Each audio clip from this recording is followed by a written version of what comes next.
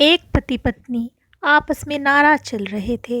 नाराजगी भी इतनी थी कि एक ही कमरे में रहते हुए आपस में एक दूसरे को बोलते तक नहीं थे। दोनों अपने अपने काम में कोई कमी नहीं आने देते। जैसे सुबह पति उठता तो पत्नी चाय टेबल पर रख जाती और ऑफिस का समय होता तो लंच बॉक्स तैयार करके देती। इसी तरह पति भी ऑफिस से आते हुए सब्जी राशन आदि लाकर रख देता। काफ़ी दिन गुजर गए।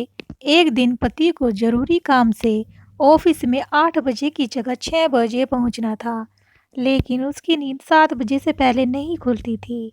रात को सोने के समय पति को विचार आया कि सुबह मुझे 5 बजे कौन उठाएगा। पति के दिमाग में एक उपाय आया और वह एक पर्ची अपनी पत्नी के नाम लिखने लगा।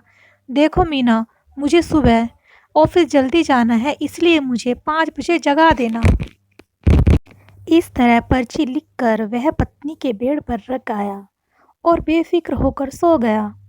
पत्नी पर्ची उठाकर पढ़ी और कुछ सोचा और वह भी सो गई। सुबह पति की नींद खुली तो उसने उठकर घड़ी की तरफ देखा। घड़ी में 7 बज रहे थे।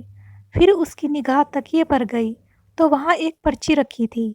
उस पर लिखा था, जी उठ जाओ, सुबह के 5 बज गए हैं। तो दोस्तों, यह कहानी आपको कैसी लगी? अगर अच्छी लगी तो प्लीज़ इसे लाइक, शेयर और सब्सक्राइब ज़रूर कीजिए।